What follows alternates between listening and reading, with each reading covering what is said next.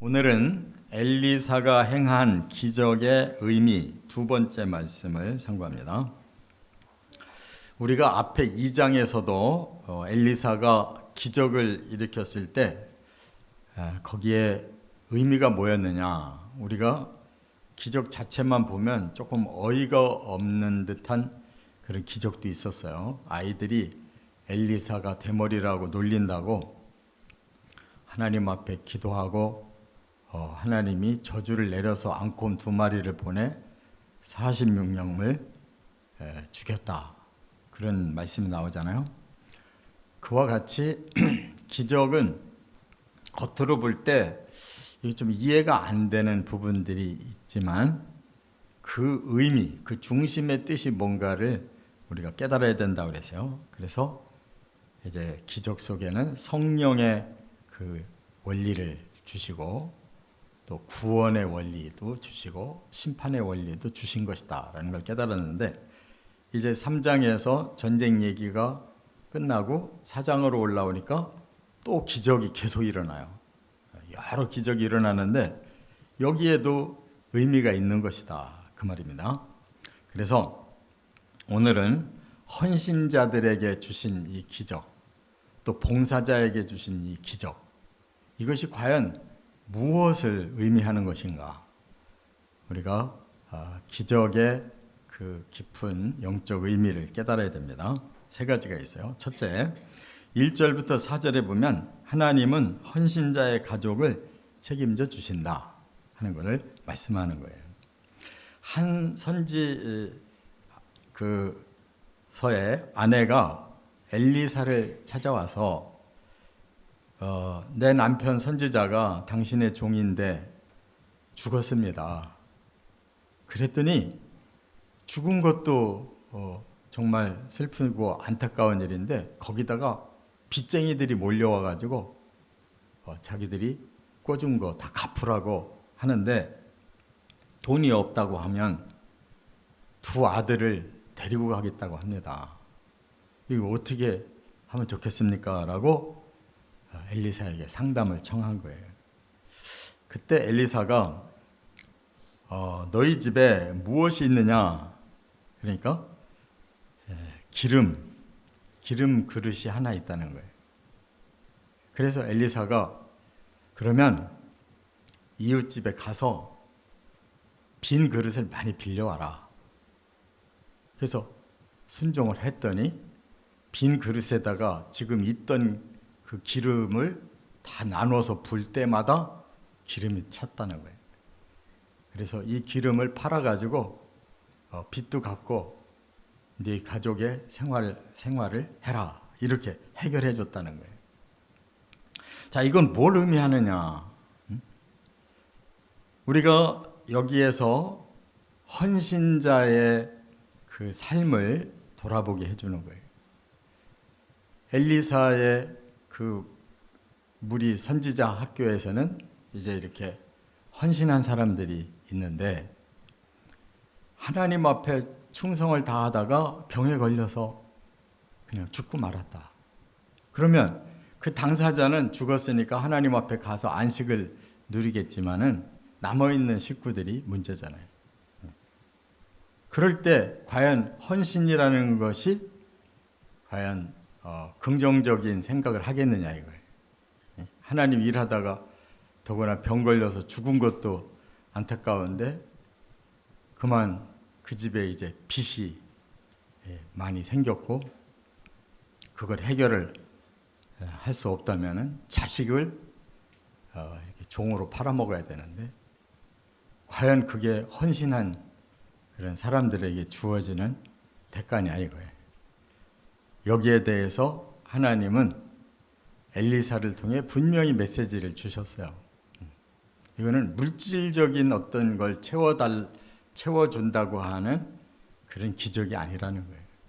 기름이 많이 나서 그거 팔아서 빚 갚고 너도 먹고 살고 이런 물질적인 입장으로 말씀한 게 아니라는 거예요. 그것은 바로 헌신의 가치를 말해주는 것이다. 헌신이라는 것은 하나님 앞에 이렇게 몸도 드리고 인생도 바치고 심지어 너무 또 일을 하다가 병까지 걸려서 죽었을 때 그게 아무것도 남는 게 없다면 헌신의 가치가 무엇이냐? 그것을 하나님께서 다시 밝혀주시는 거예요. 반드시 헌신에는 그만큼의 가치가 있기 때문에 하나님이 보상해 주신다는 거예요. 그래서 일단 죽은 사람은 이제 하나님 앞에 갔으니까 됐는데 남은 사람은 어떻게 하냐? 그것을 하나님은 책임져 주신다라고 하는 뜻이에요. 그래서 그 집에 남아있는 가치 있는 게 뭐냐? 기름이 좀 있다. 그릇에 기름. 그래서 빈 그릇을 가져오는 대로 엘리사가 부어주면 계속 기적이 일어나서 많은 기름을 모아가지고 그걸로 빚 갚고 생활비로 쓰게 했다는 거예요. 그러면 우리가 생각할 때 이거 잘하면은 부자도 되고 뭐 걱정할 거 없겠구나.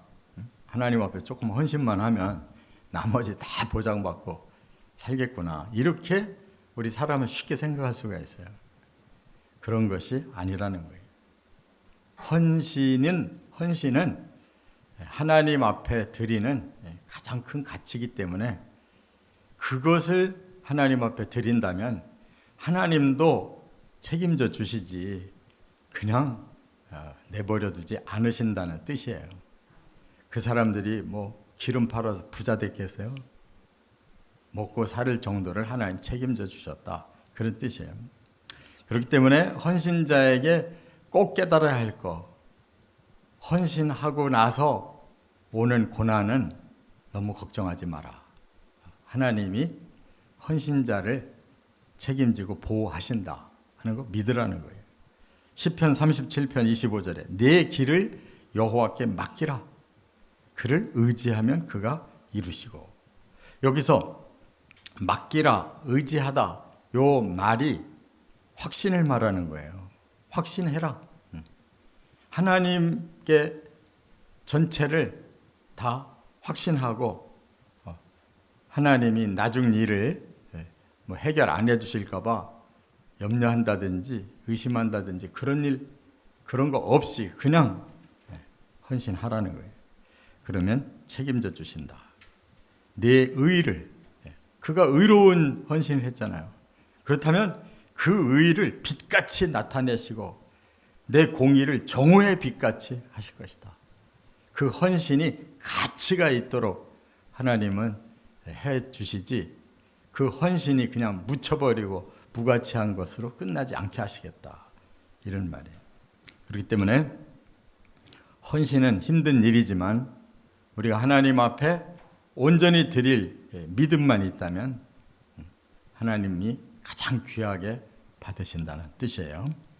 두 번째, 5절부터 7절. 하나님은 헌신자의 믿음만큼 갚아주신다는 거예요. 이 헌신자의 그릇이 어느 정도냐에 따라서 하나님이 그만큼 그릇만큼 채워주신다는 뜻이에요. 여기 엘리사가 그 선지자의 아내에게 명령한 게 뭐예요? 네가 이웃에 가서 빈 그릇을 많이 빌려오라고 그래요. 많이 빌려오라고 그랬어요. 그래서 빌려온 만큼을 다 채워줬어요. 근데 혹시 헌신자는 병 걸려 죽을 만큼 하나님께 헌신할 믿음이 있었던 것이 증거가 됐지만 그 가족들이 과연 믿음이 있느냐? 하나님은 그것도 테스트해 본 거예요.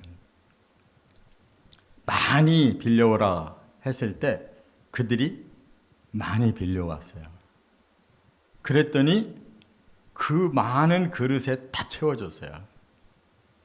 만약에 믿음이 없어서 아니 지금 남편 죽은 것도 서럽고 빚쟁이한테 시달려서 우리 아들 뺏길 거 때문에 걱정이 많은데 무슨 뚱딴지같이 그릇 빌려오라고 하냐. 그런 생각 안 드세요?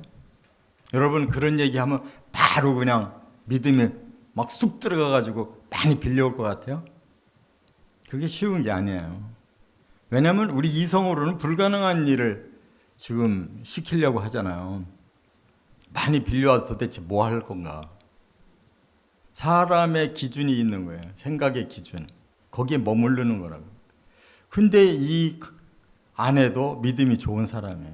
엘리사 선지자에게 상담하러 올 때에는 벌써 믿음이 있기 때문에 그에게서 그를 통해 하나님께 해결받으려고 온 사람이잖아요. 그러니까 하라는 대로 그대로 한 거예요. 그랬더니 그만큼을 하나님이 공급해 주셔서 그 많은 빚도 갚고 자식 안 팔아도 될 만큼 생활비를 다 해주셨다. 그 말이에요. 그러니까 헌신자라고 해서 다 헌신을 많이 하는 건 아니다. 헌신자도 믿음에 따라서 달라지는 것이다. 얼만큼 믿느냐, 얼만큼 다 맡기느냐에 따라서 그 헌신도가 다 다른 거지.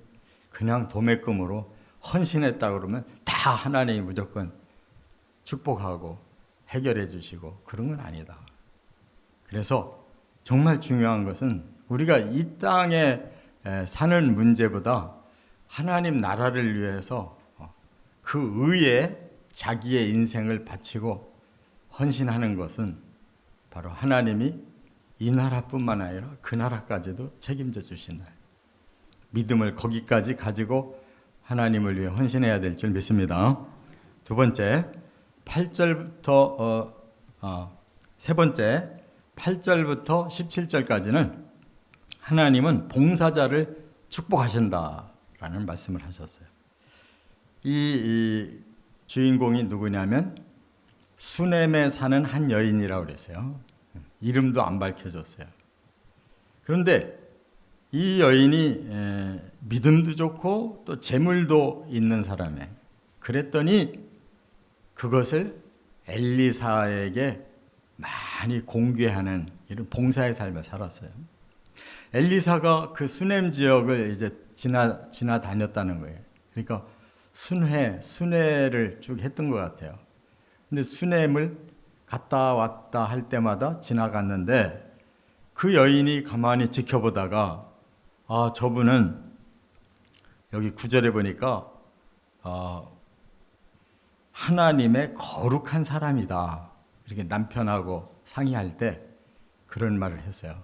저분은 하나님의 거룩한 분이므로 우리가 좀 저분을 위해서 봉사 좀 합시다 하고 지나다닐 때마다 이렇게 초청해서 식사를 하게 하고 나중에는 집에 한쪽에다가 선지자의 방을 만들어서 침대, 책상 이런 걸 준비해서 언제든지 지나가다가 오셔서 주무시고 또 저희들이 이렇게 식사를 해드릴 테니까 마음대로 오셔서 하시라고 이렇게 봉사를 했다는 거예요.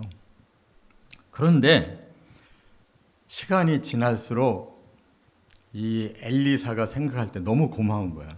하나님의 종에게 이렇게 공개를 하는구나. 참 믿음이 좋구나. 그래서 엘리사도 뭔가를 좀 갚고 싶은 마음이 있어가지고 그 여인을 부른 거예요. 불러서 혹시라도 뭔가 중요한 일을 좀 청할 게 있으면 해라. 내가 왕도 잘 알고 하니까 내가 도와주겠다 하고 뭐 왕에게 청탁할 것이 있다든지 아니면 뭐 군대 높은 분에게 청탁할 것이 있다면 내가 중간 역할을 해줄게 라고 물어보니까 저는 그냥 이렇게 사는 것이 족합니다 하고 사양을 해요. 그랬더니 엘리사가 더 마음이 이제 미안한 거예요. 아니 높은 사람에게 뭐 구할 거 있으면 해달라 그러면 자기도 좀 그 신분이 있으니까 막 왕도 만나고 하는 사람이니까 얼마든지 좀 도와주면은 서로가 좋겠는데 저는 필요 없습니다. 그러니까 엘리사가 더 마음이 이제 탄 거예요. 어떻게 그러면 도와줘야 되나. 그게 시종을 불러가지고 이 집 상황이 어떻느냐 그랬더니 자식이 없다는 거예요. 부부가 이렇게 믿음도 좋고 생활도 부유하고 그래서 봉사도 잘하고 하는데 한 가지가 부족하다. 이게. 자식이 없대요. 그래서 하나님께 기도하고 딱 응답받고 여인을 불러요. 내년 이맘때 너에게 아들이 있을 거다. 그러니까 주여 속이지 마옵소서 그랬어요. 예? 아니 자기들이 애 못 낳는 집이라는 거 뻔히 알면서 내년 이맘때쯤 애기 날 거다. 믿어지냐고요. 속이지 말라고 그랬어요. 그런데 어떻게 됐어요? 그때가 되니까 아기를 낳단 말이에요. 자, 그러면 이게 무슨 뜻이냐? 봉사자들도 헌신자들도 하나님을 위해 한 것은 다 복이 된다는 거예요. 우리가 헌신도 하나님 위해서 헌신했지 자기 명예 위해서 헌신해요? 그럼 그건 복 못 받는 거예요. 하나님을 위해 헌신한 거고 주의 종을 공개한 것도 하나님을 위해서 공개했지. 그가 거룩한 하나님의 사람이기 때문에 그에게 필요한 것을 제공해서 하나님께 영광 돌리겠다고 한 거란 말이에요. 그럴 때에는 하나님도 그를 축복하신다. 그 말이에요. 그런데 왜 아들을 낳느냐? 이게 가장 중요한 거예요. 뭐가 제일 기쁜 소식이겠어요? 생명 얻는, 생명이 그 가정에 생겼다는 게 제일 기쁜 소식인 거예요. 그러니까 가장 큰 선물이 뭐냐? 생명을 얻는 거예요. 믿습니까? 그러니까 뭐 우리나라처럼 뭐 아들이 있어야 뭐 대를 잇고 어쩌고 막 이런 차원이 아닌 거예요. 지금 여기는 딸을 주면 어떻고 아들을 주면 어떻겠어요. 그게 중요한 게 아니라 이 가정에 생명을 주셨다. 생명. 이게 중요하다 그 말이에요. 이와 같이 이제 다음에 요 가정에 또 새로운 기적이 있어요. 더 구체적으로 우리가 그 생명이 뭔가를 깨달아야 되는데 시시한 생명이 아니에요. 정말 하나님을 위해 헌신하고 하나님께 봉사하는 삶은 진정 우리에게 그 축복이 단순한 물질이 아니고 영원한 가치가 있는 생명의 선물을 받는다는 것. 그것이 가장 큰 복이라는 것. 깨달으시기를 주의 이름으로 축원합니다.